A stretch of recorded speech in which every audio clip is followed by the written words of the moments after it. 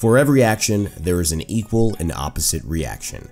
This statement is formally known as Newton's third law and is a basic of the principles of physics. But it seems that physics, although they affect our physical world physically in the way that gravity pulls us down to the earth and keeps us here and not floating up into space, it also seems to have a reaction to how we feel. For every pro that someone perceives could potentially be a con to someone else. So today, I want to talk about the pros and cons of the recent buff nerf of Makoa. Sometimes divided topics are the most interesting because they allow for different viewpoints to really be shared quite loudly in a public forum. When everyone agrees on something, sometimes you don't really get to hear the minority that doesn't agree and why, because they're drowned out by the majority that all thinks the same way. Wading through the rigors and turmoils of balanced decisions can be difficult, but as an esports specialist at Hi-Res Studios, that is part of my job description, being able to help with the balanced decisions to create a game that not only feels fair, but feels good for not just the player, but the people playing against that player and that specific champion. But before an opinion can be made, we should know the actual facts of the situation. Makoa had an increased cooldown to his hook, meaning the probably most influential and iconic part of his kit is now taking a little bit longer to come off cooldown, from 9 seconds to 11 seconds, so a 2-second bump overall, which means that you'll be able to hook players twice every 22 seconds and not twice every 18 seconds. That 4-second gap starts to be a little bit more tangible in how it will impact your gameplay. The second change to Makoa was a quality of life change that actually is a buff and should be considered that, considering he can now go into his ultimate 0.2 seconds faster, taking him from 0.5 seconds of a delay before it actually initiated to 0.3 seconds. As a Makoa player, you'll be able to get into your ultimate 40% faster, which could make or break the play. And it'll also allow you to be more reactive and trusting your instincts of when it should be used, rather than to be more preemptive, knowing that something's going to happen and then trying to press it fast enough so you can get into your ultimate before that happens. So Makoa, not as many hooks throughout the course of a game and a little bit easier to reactively use his ultimate and make that play really count.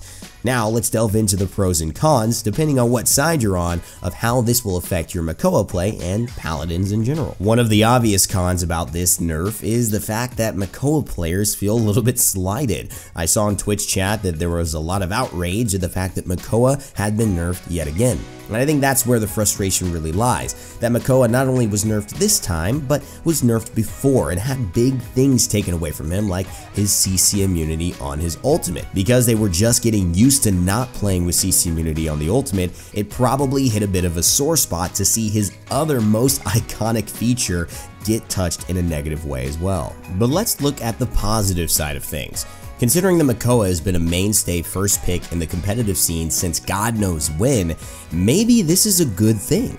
The fact that his maybe getting a little bit of a more, hey, this is a big nerf kind of thing from the public opinion will allow players to start experimenting with other tanks and feeling more comfortable about it. Not saying that, oh man, we're being idiots for not picking Makoa, who's so good, which largely has always been the case, but maybe saying, hey, Makoa's in an okay spot, so is Inara, so is Torvald. Well, let's just pick the right one for the right composition, and we can be flexible.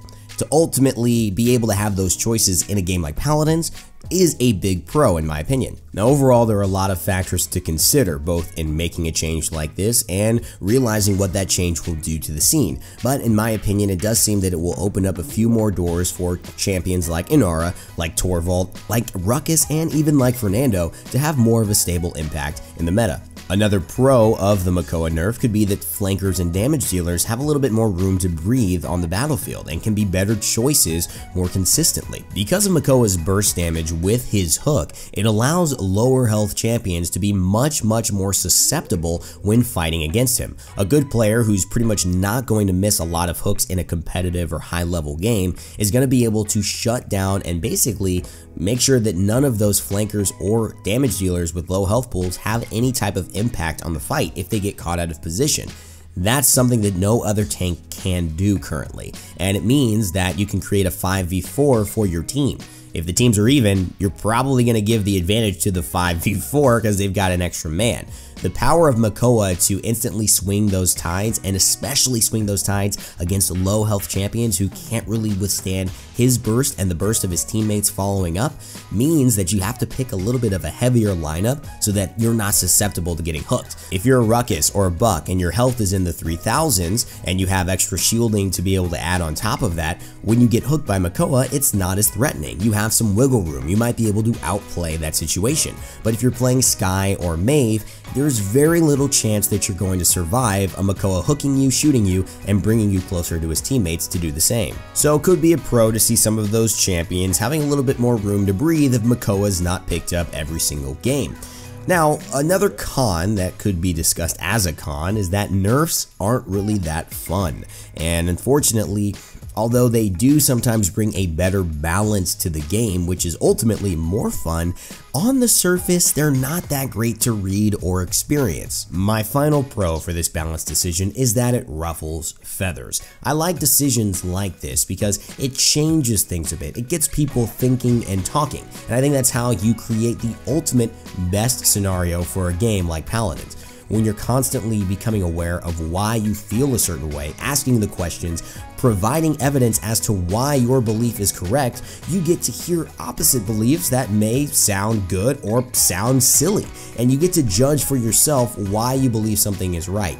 And that to me is a great way to gain knowledge. If you start telling me why the Makoa nerf wasn't needed, and then you start saying things that don't make any sense, and you realize, wow, I just kind of like Makoa and I feel that he should have been nerfed because nerfs feel bad, but now that you talk to me, it actually makes sense, then you get your own awareness of where the game actually sits. And I think for every player, whether casual or professional, to be able to have that experience of knowing where players sit, where champions sit, really, and not just based on their feeling of this feels bad or this feels really good, allows for better balanced decisions to be made and for the community to digest them more effectively when they are made. Another con about this decision, and balanced decisions in general, is that nerfs, or buffs even, have no way to be tested fully until they go into live. There's just not enough people, there's not a big enough sample size of both casual and high-level competitive players to truly understand the impact of a change.